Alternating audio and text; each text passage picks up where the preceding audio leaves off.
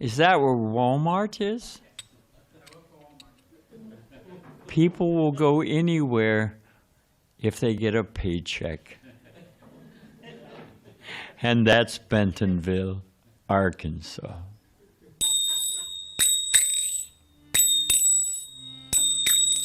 Jai Radham Madhava Kunja Bihari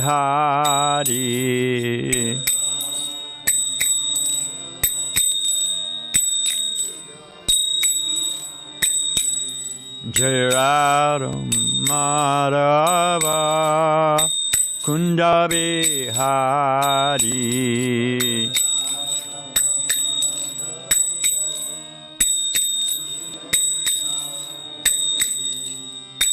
Gopijana Balaba Girivanadari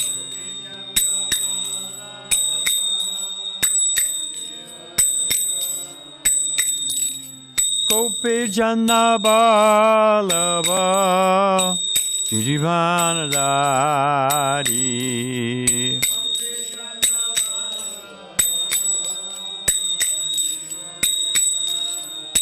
Jasodanandana Bhajajana Ranjana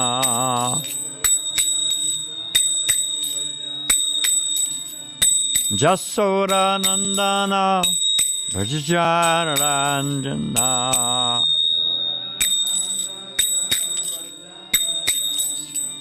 Jamuna Tiravanachari Jamuna Tiravanachari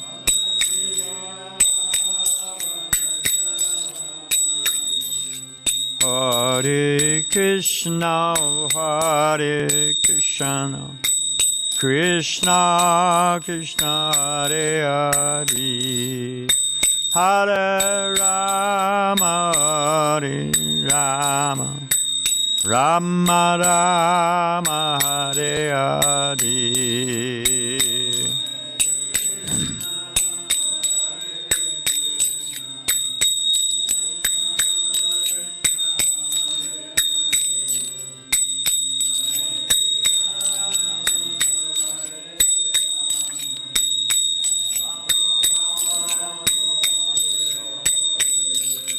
Hare Krishna, Hare Krishna, Krishna Krishna, Hare Hare, Hare Rama, Hare Rama, Rama Rama, Hare Hare. Krishna, Hare Krishna.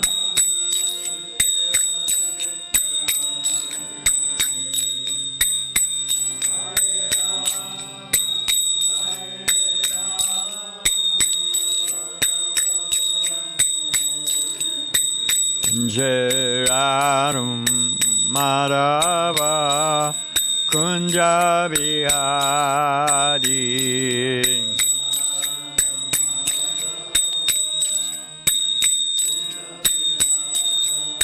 Jai Radham Madhava Kunja Bihari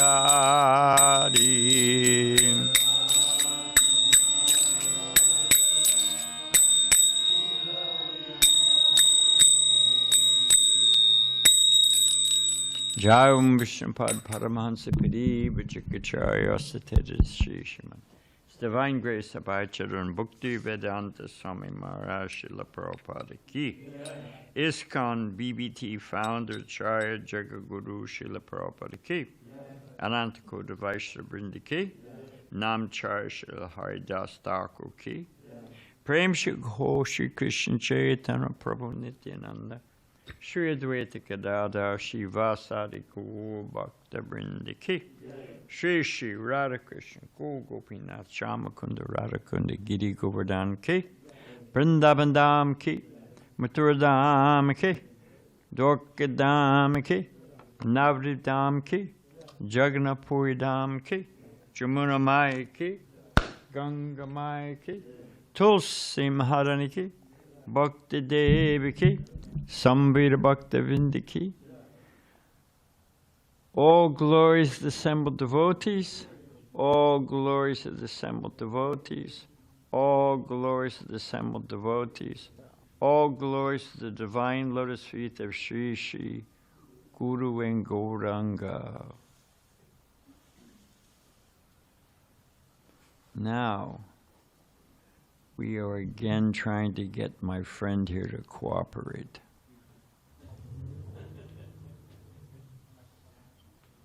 Alrighty, let's do it this way. Now,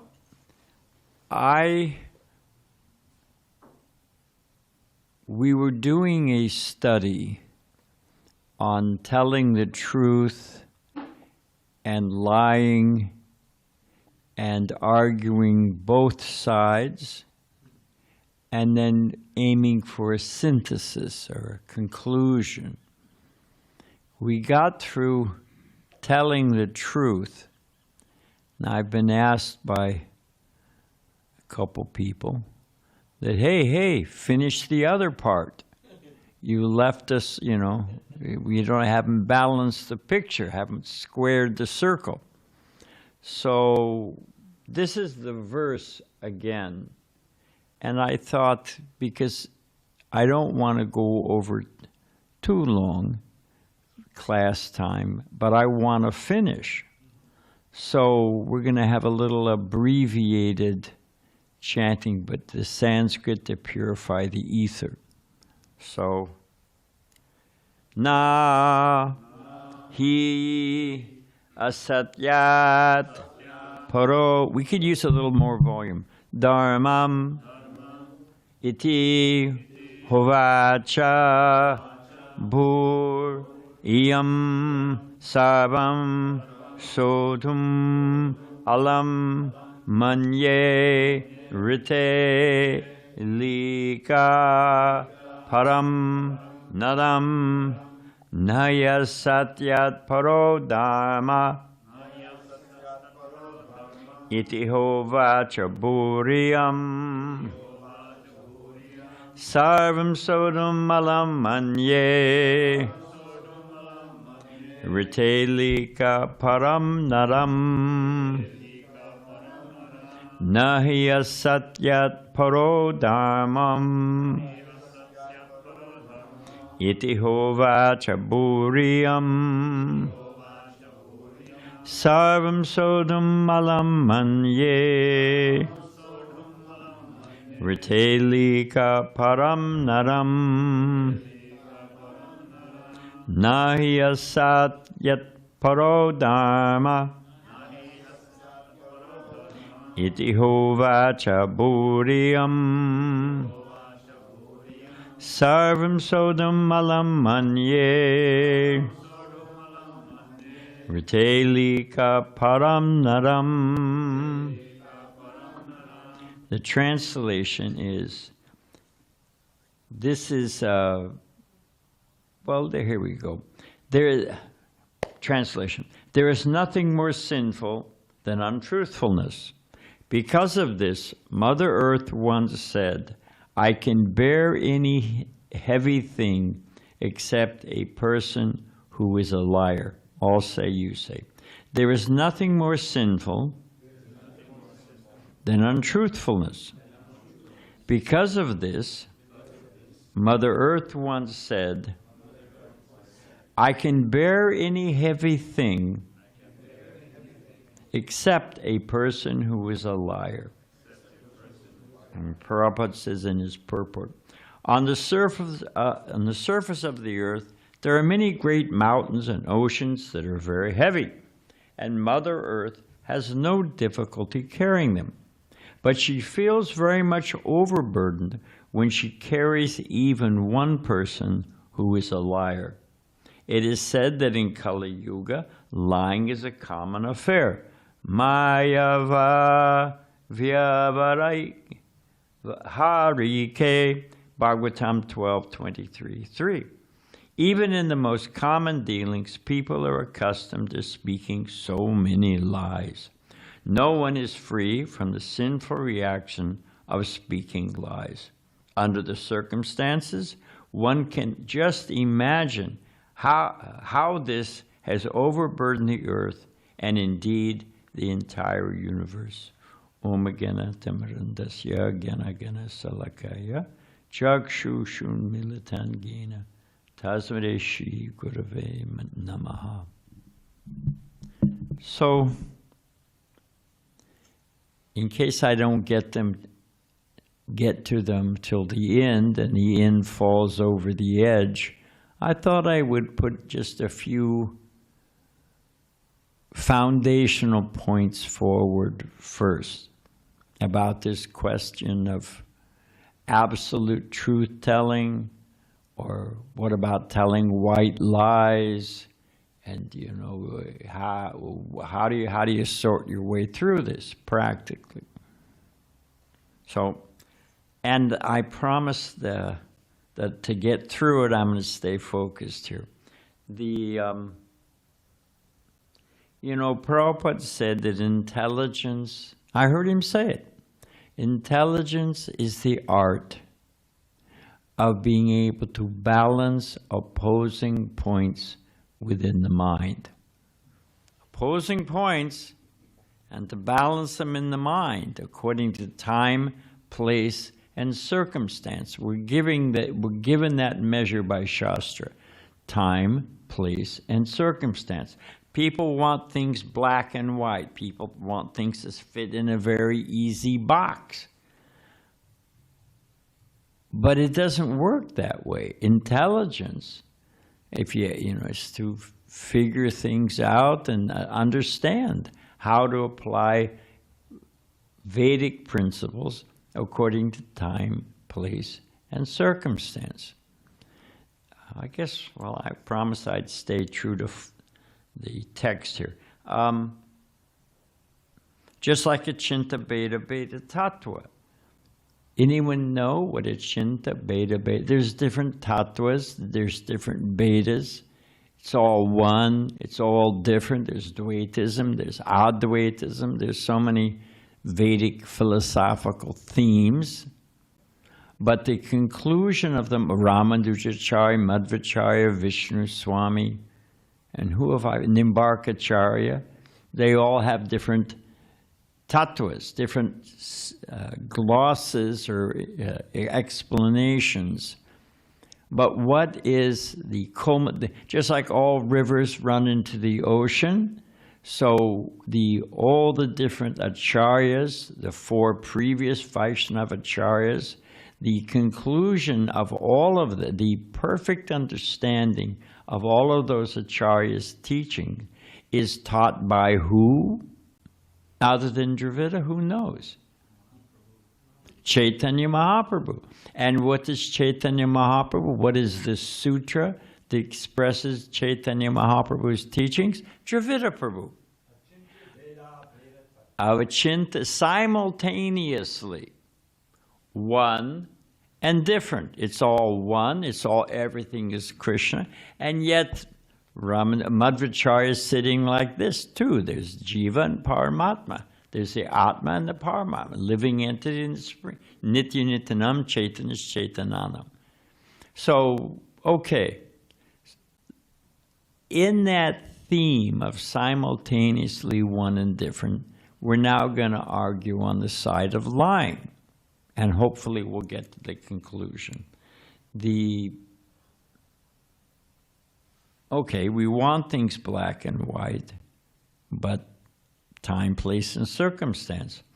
And devotional service is transcendental. There's mundane goodness.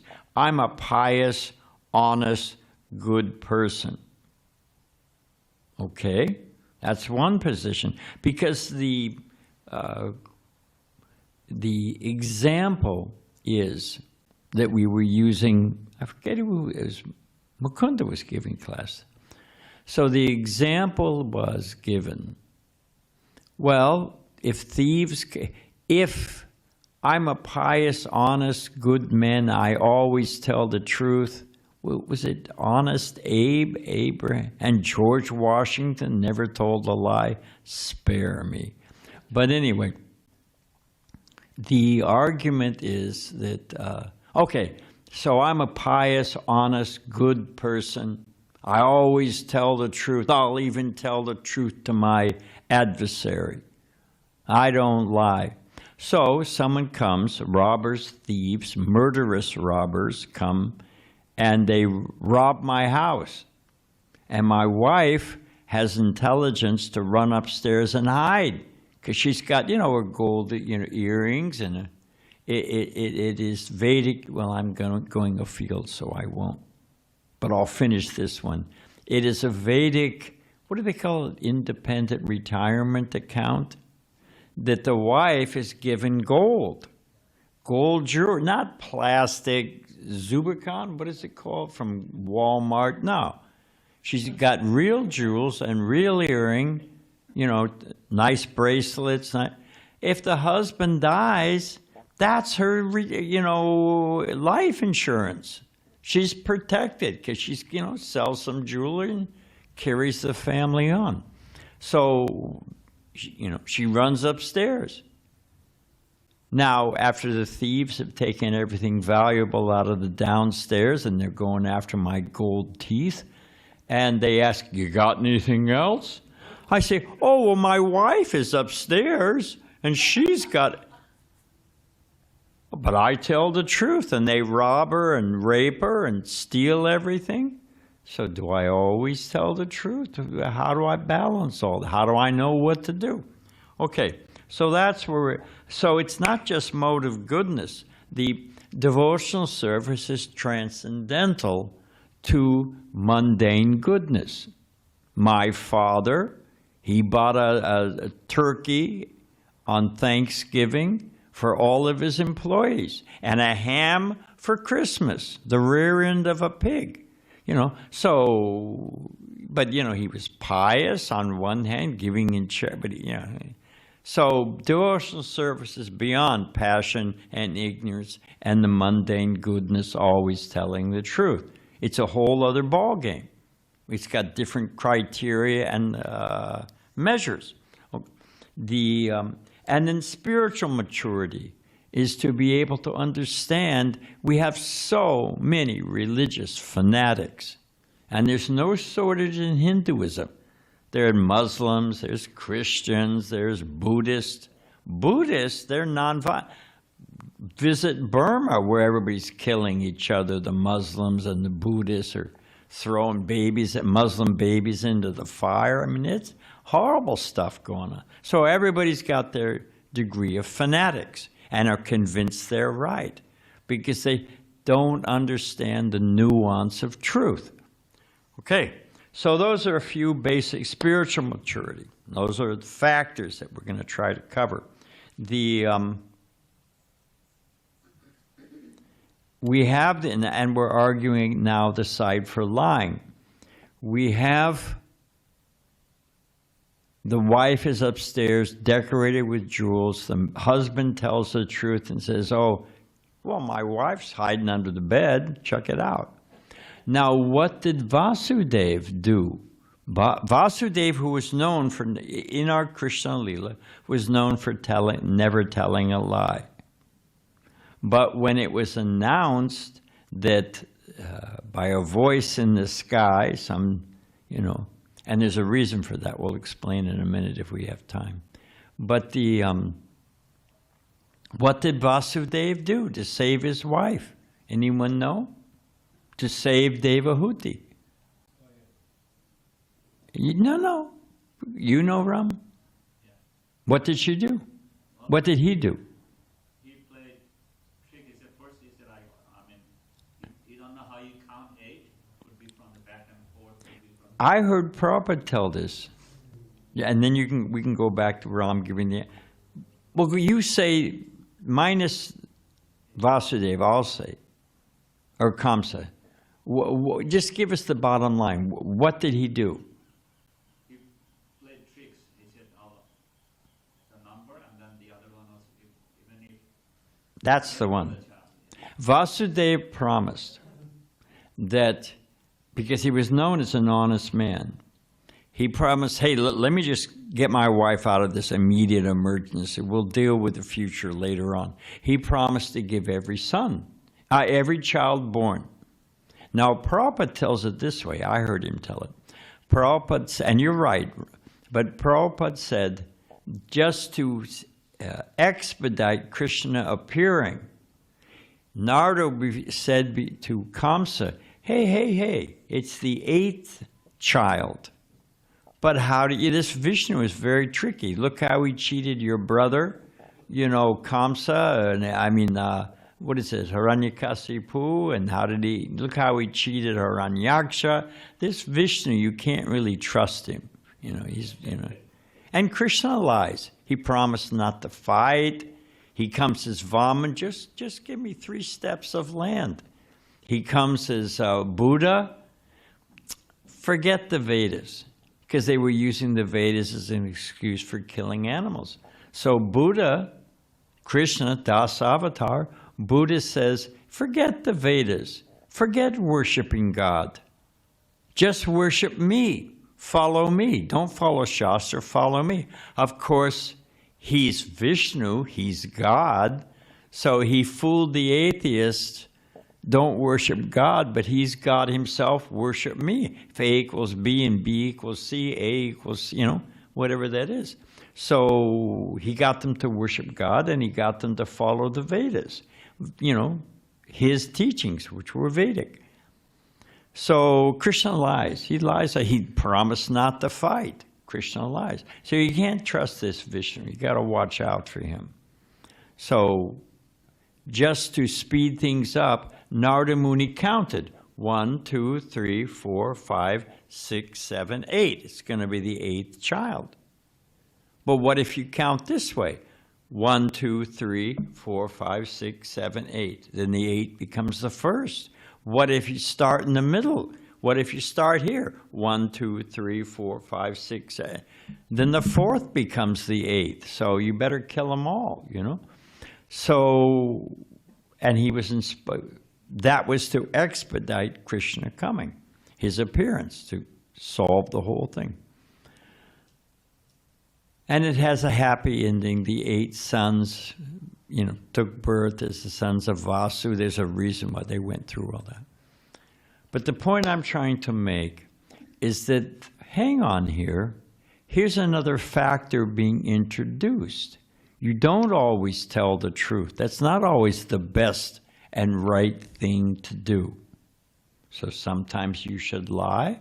Sometimes you should tell the truth. What to do? Okay, pushing on. And the devotees asked Prabhupada, and because the argument is, well, my wife upstairs, and I'm telling the robbers that she's decked out with gold and hiding under the bed, and Krishna will take care of it. Okay, you can make that case, that Krishna can take care of it, but do we know how Krishna is going to take care of it? And the classic answer, a question, Hari Vilas in Paris on a morning walk asked Prabhupada, if devotees are fearless, why do they wear seatbelts? Anyone know? Why Krishna will save me. Why do I need to look at the red light? I'll just walk across the street and Krishna will save me. Krishna protects his devotees. He promises in Gita. Prabhupada's answer was, devotees are fearless, but they're not fools. Balaram told that nice joke. Actually, I was going to tell it today, but Balaram told it. But about the person who, the river is overflowing. He lives by the bank. He's about to flood his house. Police come along and say, hey, get in the car. Everybody's evacuating. Get out. We'll get you out. We'll drive you out. No. God will protect me. And then the boat comes, it's come up to his front door, and the boat says, hey, the boatman says, get in, you know? And he says, no, he's from Arkansas. No, oh, God will protect me. So, okay. He's on the roof of the house. The water's flooded the whole house. He's on the roof. And the helicopter goes by, lowers the rope, says, hey, we'll say, oh, God will protect me. Well, after that, he drowns. And when he's at the pearly gates, he says, where's the complaint box? Which I don't recommend if you're at the gates of heaven. Don't argue, walk in. But anyway, where's the complaint box? I want to file a complaint. What's your issue? Well, I'm surrendered to God. I'm a pious, honest person. And I was depending on God, and he let me drown. St. Peter says, or whatever, however we want to tell it, God says, well, hang on. I sent you a boat. I sent you the police in the car. I sent you a helicopter, you bonehead. What do you want me to do? Pick you up and put you in the boat, So the point is, it's not enough just to be honest or say you're surrendered to God, I'm a pious person. God gives, what did Prabhupada like to saying, that what is it? God helps those who help themselves. I heard Prabhupada quoted a couple times. Krishna gave you a brain, why not use it? I can think of a few jokes about that, but we'll tell them later on, about using your brain. Anyway, I promised I'd stay on track. So, we're fearless, but we're not fools. We use our intelligence. Prabhupada gives the example of the little boy, or the little child, has taken a $100 bill out of his mother's wallet. And he's, about to stick it in his ear or light it on fire, And the father says, oh, you're such an intelligent boy. You're so nice. You're so surrendered. You just give me that little piece of paper, and I'll give you a 5-cent candy lozenge. Oh, you're so nice. You're so smart. You're so obedient. You just take this. One is worth $5. The other's worth $100. So the father is lying to the son. But, it's obviously the right thing to do. You don't let the kid light it on fire. So, again, it depends on the circumstances, telling the truth or not, because we've got to, okay, help me out. Give me some measures. How do I, give me some guidelines how to scope through the thing. So there's the what will be the result of telling the truth? What's the level of risk in telling the truth? What is the ultimate result of telling the truth? This is intelligence and balancing it within your mind. I'm not going to leave you just with your own speculations. We're going to go a little further. And I said, even Krishna lies according to time, place, and circumstance. The other example, did Balaram, who gave maybe it was Mukunda. It was Mukunda who gave the class, that Srila Bhakti Siddhanta Saraswati Thakur, who was so strict. I mean, he did not bend, but when his disciple was giving a public lecture, Srila Bhakti Siddhanta Saraswati Thakur, the disciple said, I've got to leave to go to work. Bhakti Siddhanta Saraswati Thakur said, tell him you're sick, call in sick and come to the lecture. So he was telling him to lie. And there was a lawyer there who was shocked. It was a whole thing. So again, intelligence. Oh, so that I was going to read just for fun. Here's a story of one of the South Indian Alvars. They were great saints, just like we have our acharyas, so it means the same thing. They were, how many Alvars? Were there 14 or 11? 12. Thanks, Ron. They're the primary teachers of Vaishnavism in South India. They were predecessors to Ramanujacharya. So this Alvar He was 300 years before Ramanujacharya. So 717, because Ramanujacharya is 1017. So here's the story. He was inspired to build it's two ways the stories is told. He was inspired to build a beautiful temple. The other one, he was inspired to build the walls around to protect the Sri Rangam. But it happened in South India. So either way, and no one would give money. People were so tight, they had it, but they wouldn't give it. So he had 4 disciples, this Alvar, and one of them could walk on water. The other one could blow on any lock and it would open. Another one could speak any nonsense and you'd believe it. I'm up to 3. The 4th, what was the 4th? Here we go. He could stop anyone by stepping on their shadow. If he stepped on their shadow, nobody could move. Who is that? Is that our Subal? Yeah, come on in. Are you here for some puja? You'll bring him back, won't you, Subal? Okay. Nice to see you. Hare Krishna. So 4 types had 4 disciples, had 4 mystic powders. So the one that could blow on any lock and open, he would steal. The other one who could step on anyone's shadow and they'd freeze in the spot, they would hire rob rich people traveling on the road. The one that could speak any nonsense and bewilder them, he'd say some mumbo jumbo and take their wallet. So and the one who could walk on water, he'd rob people in boats. Sink the boat, take all their watches, and So in this, because nobody would give, and their guru had been instructed by Krishna within the heart, do this, build this temple, make these walls. So as soon as it was done, he stopped. He got joining him to help the Alvar get money to accomplish this, building a temple of the walls in the service of Lord Vishnu. He engaged some common thieves.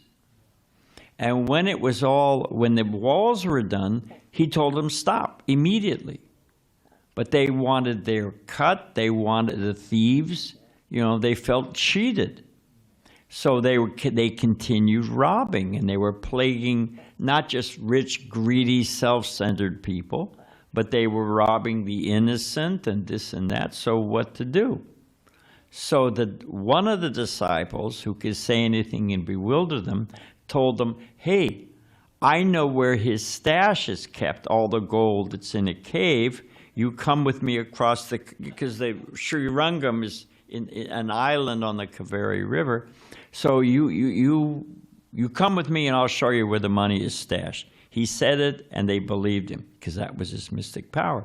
They all were engaged. Ultimately, they're in this boat. They sunk the boat and all the thieves drowned.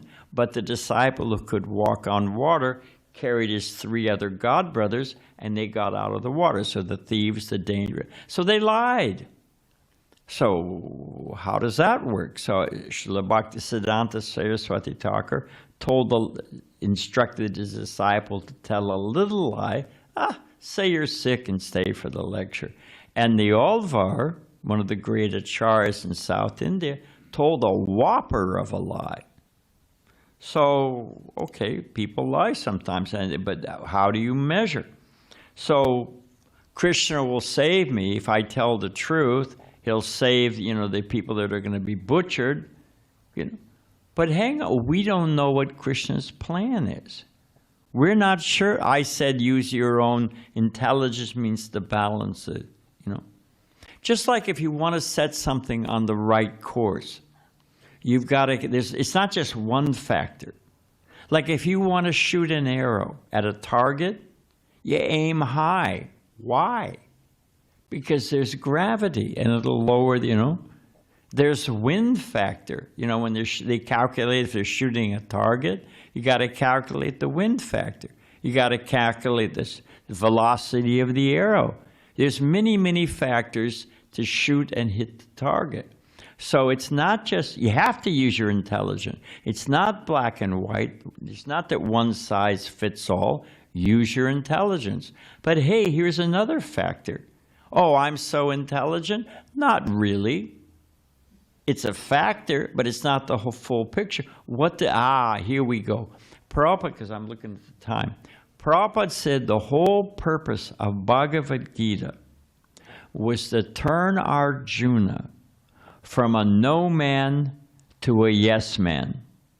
Prabhupada, Mukunda Maharaj tells a story that Prabhupada was on a radio show, and a Christian, happened to be a Christian, could have been anything, but a lady called in and was accusing Prabhupada of being a freeloader. You're a monk and you're just begging, and you're a freeloader.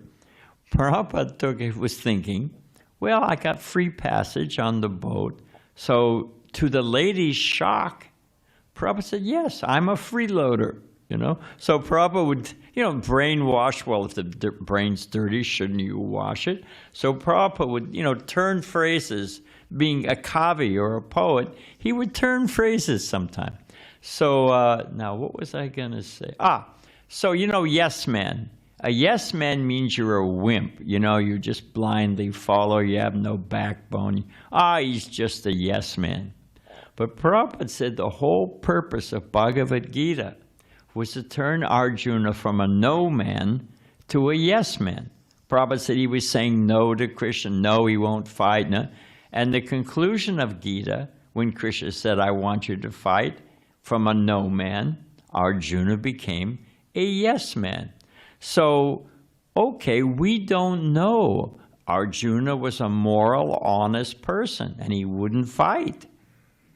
But that's not what Krishna wanted. So here's like shooting the arrow, gravity, velocity, wind speed. There's many factors. Your own intelligence, common sense. Common sense, which Srila Bhaktivinoda Thakur says, that gift from God so rarely used. I love it.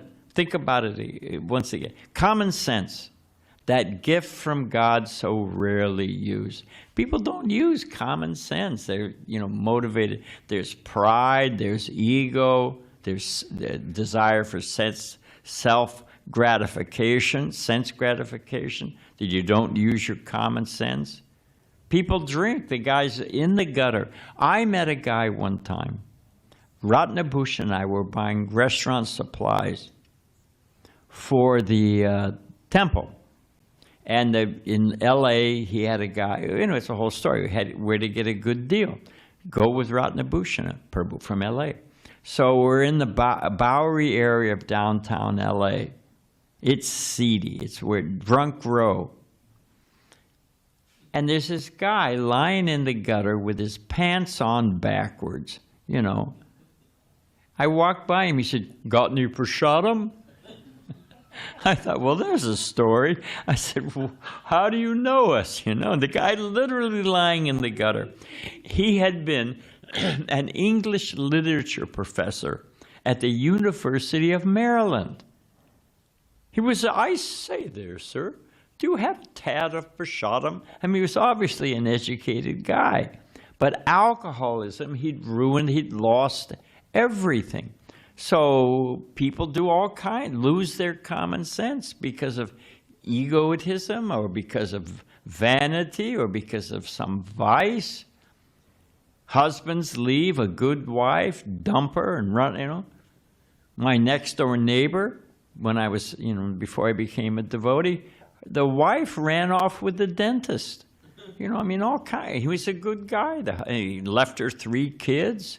So people do all kinds of foolish things. So your own intelligence is not sufficient. You've got to look at the whole. It's a factor, but it's not the whole picture. So we're getting there. We're trying to get to what the whole factor is. So let's see. And I saw it personally. In other words, we don't always just, somebody comes to kill you, and you don't just put your head down and they chop it off. Where does common sense come in? So well, Krishna will protect me. That's the point. Someone comes to kill you, a robber. They got a big knife, they're going to slit your throat. Well, Krishna will save me. Okay. Maybe he'll save you, but how is he going to save? Add in all the other factors to determine what the right thing to do is according to that time, place, and circumstance. I'm sitting I swear to you, I hadn't moved into the temple yet. I was coming to the temple. I was living in Laguna. I'd go up with the devotees, and Prabhupada would give the Sunday feast talk. And then after that, he stopped giving the Sunday feast class because he wanted to focus on devotees. He'd give class every Monday evening. And we would drive up. It was fantastic.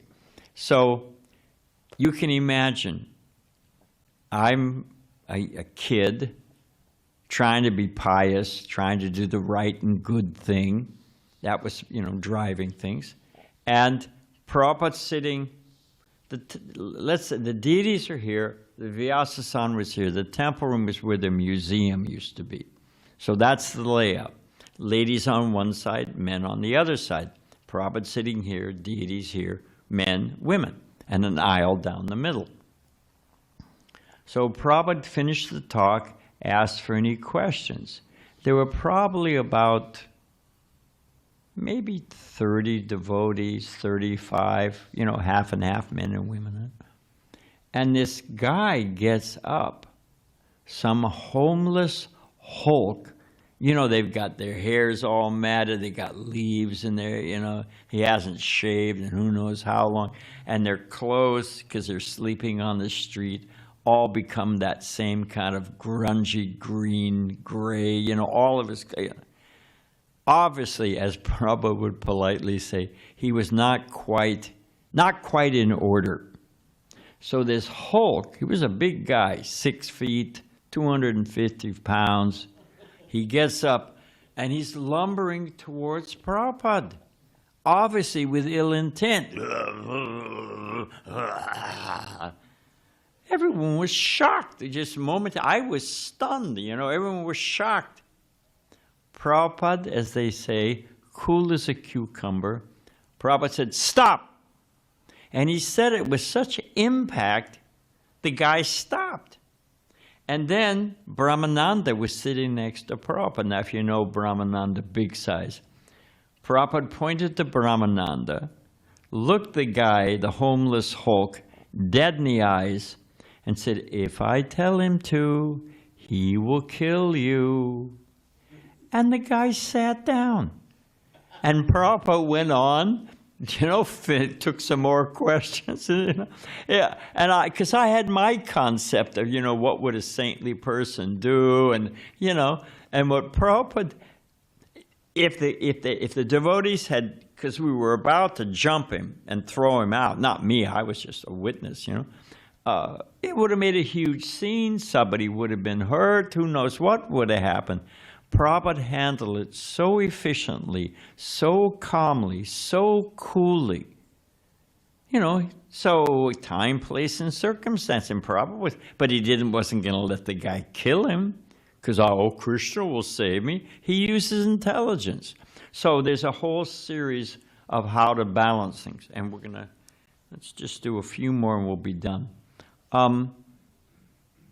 As I said, we have to look at our own motives. The devotees are called introspective sages in the Sri Upanishad. Introspection means to look inside a thing, to understand how is it actually working, to analyze our own thought process. What's really motivating us? So we have to look like a helicopter. What do they call that? Looking down. What am I really motivated by? Am I motivated by the pride of people will know me as a good man, an honest person? Is that what's really motivating me? Am I telling the truth because, you know, I wanted to dump my wife? Hey, this way my hands are clean. I can get another wife, let the thieves kill her. I mean, who knows? So we have to study what's our own motivation. Is it sometimes we try to avoid a situation by telling the truth or by lying.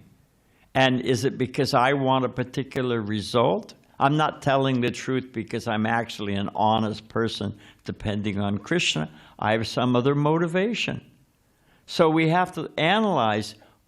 We have to use our intelligence, our common sense. We have to look at time, place, and circumstance. We have to look at what is the ultimate result going to be. We have to think, what am I motivated by? Am I motivated by pride? Am I motivated by self-centered desire? Decisions are complicated. And I do want to read something. So let's do this. This is when Maharaj Parikshit, this is from the first canto Bhagavatam. Yeah, we're going to end on time. We'll be all right. Because again, it's how to determine what to do. I've got all these other factors. I want to do the right thing. And the right thing means to please Krishna. Not a no man, but a yes man. We've moved off the mundane calculation to the beyond piety. We've moved to transcendental activity, which means for the service of Krishna. This is the real measure. What pleases Krishna? Not my own self-centered interest, not my own concept, my own mundane speculation. What is the measure? Help me out. We just said it. What's the motivation? What does Krishna want? What pleases Krishna? Problem solved. Not quite. What is the problem with what does Krishna want? Don't get me wrong, we want to do what Krishna wants. But, acha, how do I know what Krishna wants? So we haven't solved, we've got the target, we want to please Krishna. Forget all the mundane rationale. What is the right thing? What pleases Krishna? Okay, we know the target, but how to get there? What pleases Krishna? Now, we're going to read two things and be done. Maharaj Parikshit, when he saw Mother Earth, being attacked by Kali, just to get, Prabhupada says it so nicely, just to get affirmations, he's making the case. Maharaj Parikshit wants to kill Kali. So he asks Mother Earth, who has done this to you? And appearing on the scene is Dharma in the form of a bull. So there's Maharaj Parikshit. He wants to get affidavits from Mother Earth. Who is beating you? And she will say, he's thinking, oh, well, Kali right here did it. And then Maharaj Parikshit will have affirmation, confirmation that, okay, and lop off Kali's head. Because he's got to confirm, but he's got a bona fide witness, the victim. You would think that Mother Earth, in the form of a cow, would say, he's right there, get him. And you would think that Dharma would say, I saw it, it's him. The righteous thing for a Kshatriya to do would be to kill him. There's a wonderful section when Dharma, in the form of a bull, and Mother Earth, in the form of a cow, begin a debate. What is the cause of Mother Earth's suffering? And they go through about 15 verses. Well, this was caused by this was just like billiard balls. We don't play billiards. a pool, as they say. But you know, when you rack the ball, when you break the first, and this one goes here, and this one goes here, and if you're an expert pool player, this one knocks into this one, which knocks into this one, which drops this one into one of the holes, right? There's a whole chain reaction. There's a series of events that this result was caused by this. That's why Krishna is called Sarva Karana Karanam, the cause of all causes. So, okay, what does Krishna want? Well, why am I in this situation? Why is it happening? Who did what, to whom, and why? And they conclude. That's what I'm going to read. There's a series of verses, but this is the bull speaking. There are also some thinkers who believe that no one can ascertain the cause of distress by argumentation, nor by imagination, nor express it in words. O sage amongst kings, judge for yourself, thinking over all of these factors with your own intelligence. So he's saying, Marsh Brickett is saying, the bull is saying, Dharma, hey, we can't figure out what the causes are. This cause, that cause. You know, we can't see the ultimate factor behind us. So then, okay, I want to please Krishna. How do I know what Krishna wants? How do I know how to apply time, place, and circumstance? And religiosity personified says it's very, very difficult. It's not as easy, black or white, one answer fits all. It doesn't work that way. Am I going to leave you there, left to your own speculation? So this is Prickett. So Prickett Mars says, thus it is concluded that the Lord's energies are inconceivable. No one can estimate them by mental speculation or word jugglery. We don't know what the backstory is. We don't know what the ultimate cause is. We don't know what Krishna wants. How do I go from a no man to a yes man? What do we do? Jai, end of class. No. Help me out, you know. There's got to be more. Okay, so now this is from Sri Chaitanya Mahaprabhu. And it's actually, he's quoting from Yudhisthira Maharaj in the Mahabharata. So Chaitanya Mahaprabhu, couldn't find a better source than that. This is from the CC, Madhya Lila, 17-186. Sri Chaitanya Mahaprabhu said, dry arguments are inconclusive. A great personality whose opinion does not differ from others is not considered a great sage. Like when you get a PhD, you got to add something new to the field. You know, don't repeat. So, dry arguments are inconclusive. A great personality whose opinion does not differ from others is not considered a great sage. Simply by studying the Vedas, which are variegated, one cannot come to the right path by which religious principles are understood. Well, we're in the same fog. Here's the conclusion. The solid truth of religious principles is hidden in the heart of the unadulterated, self-realized person. Consequently, as the Shastras confirm, one should accept whatever progressive path the Mahajans advocate. So the point is that ultimately, it's not black or white, it's not one size fits all, it's not always tell the truth. There's also many, many, many problems caused by lying. So what do we do? What are the three, when you graph a quadratic equation, sorry for the algebra, you've got the axis and I forget what the other thing's called. What do you know? Yeah, okay, yeah, thank you very much. So you've got, and then you graph you take the three different numbers, and if they line up, if they draw, you connect the dots, and if they're a straight line, then that's the right answer. So what are the three factors They give us the conclusive truth. Dravida knows, but does anyone else want to take a whack at it? Which are the essence of of how do you chalk out life in this world? Oh, Govardhan.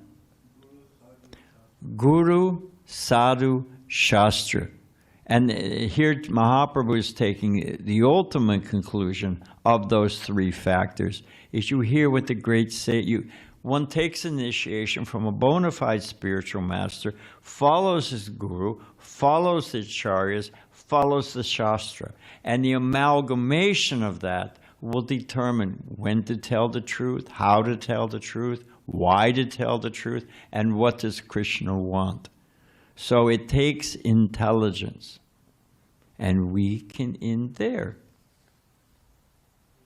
I think we're on time. We won't take questions because, and that's faith. That's surrender to Krishna. That's the other thing I want. Well, just surrender to Krishna. Chad was making, and rightly so, was making that argument. Well, just, depend on Krishna. Well, Krishna, depending on Krishna, as Prabhupada said, means to use your intelligence. Using your intelligence means to act according to Guru, Shastra, and Sadhu. And as exemplars, you've got the instructions of the Mahajans. So that's human life, that's intelligence, that's faith, that's surrender. Guru, Shastra, Sadhu, as expressed and manifest by the Mahajans.